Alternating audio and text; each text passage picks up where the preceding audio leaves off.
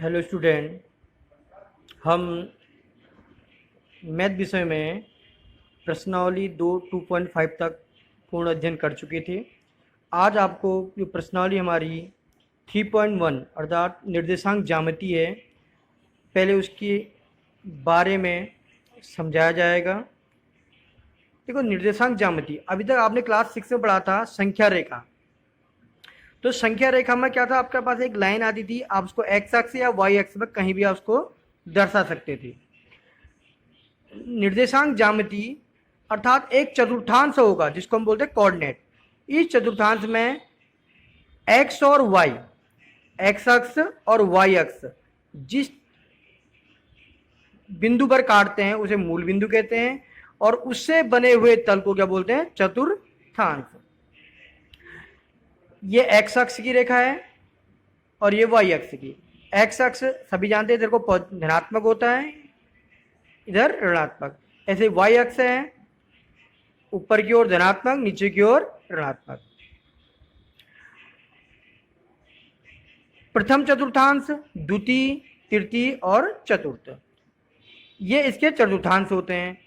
देखो, एक्स अक्ष को क्षैतिज अक्ष कहते हैं। जो ये हमारा एक्स अक्ष है अर्थात इसको क्षैतिज अक्ष, इसको क्षैतिज अक्ष, इसे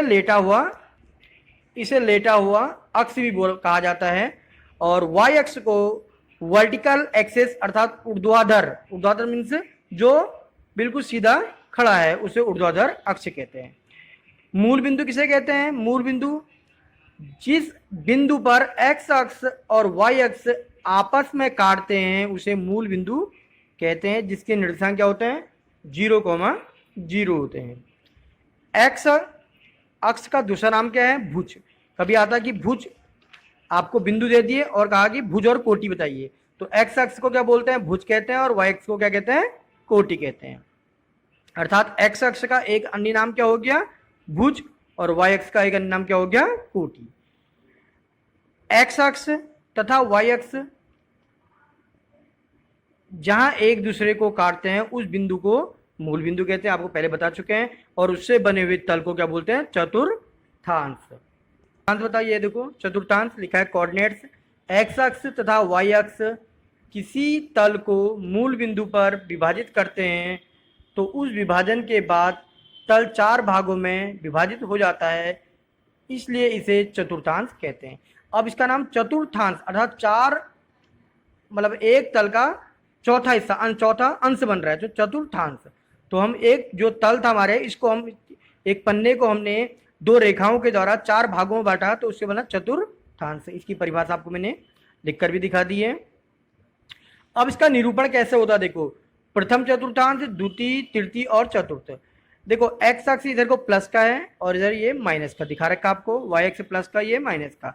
देखो, यहाँ एक्स भी प्लस का है, वाई का, तो प्रथम चतुर्थांश में दोनों प्लस प्लस के आगे।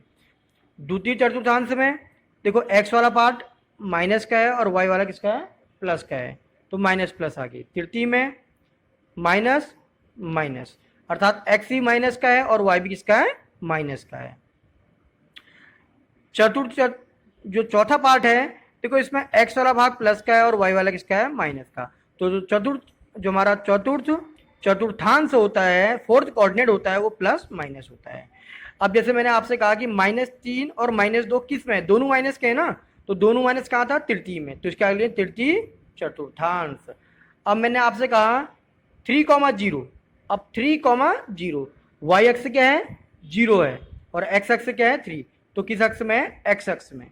अर्थात कोई अक्ष 0 है तो उस अक्ष में होगा, ना कि चतुर्थांश में होगा।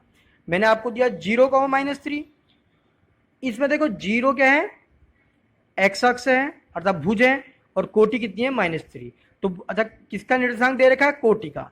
तो ठीक है, तो जिस अक्ष का आपको निर्देशांक दिया होगा वो उस अक्ष का हो जाएगा। एक एग्जांपल और लेते हैं, आपको दे रखा 2,-3, एक्स किसका है, प्लस का, और वाई किसका है, माइनस का। तो एक्स प्लस का, वाई माइनस का, किस में, देखो ये चार्ट बना आपके सामने, तो किस में, फोर्थ में, तो फोर्थ अर्थात चतुर्थांश अर्थात फोर्थ कोऑर्डिनेट। दिमाग समझ में आ गई? तो इससे संबंधित एक्सरसाइज देखते हैं। प्रश्नावली 3.1, इसमें मात्र 2 ही प्रश्न हैं। देखो क्या लिखा है, एक अन्य व्यक्ति को आप अपने अध्ययन मेज पर रखे टेबल लैंप की स्थिति किस तरह बताएंगे। अब सपोज आपने एक टेबल लैंप रखी है, आपका टेबल है, इस पर आपने लैंप रखा है। सपोज आप आपकी साइड ये है, आपकी स्थिति ये है और दूसरी ओर की है, तो क्या कहेंगे आप, ये जो ऊर्ध्वाधर वाली आपको आपने क्या कहा था वाई है और क्षैतिज वाली क्या है एक्स है।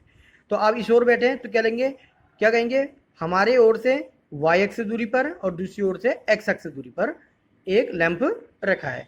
अगर आप अपनी स्थिति चेंज कर देंगे, आप इस तरफ चले जाएंगे, तो क्या लिखेंगे, हमारी ओर से एक्स एक्स है और दूसरी ओर से वाई एक्स है। देखो ये मैंने लिखा भी है, मेज पर रखा लैंप हमारी ओर से वाई दूरी पर है तथा एक्स अक्ष पर दूसरी ओर से, क्योंकि अतः लैंप की स्थिति क्या होगी, एक्स कॉमा वाई।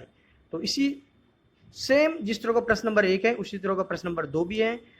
इसको सभी भैया बहन स्वयं करेंगे, यदि ना आए तो पूछ सकते हैं व्हाट्सएप के माध्यम से कि हमको सर ये नहीं आया।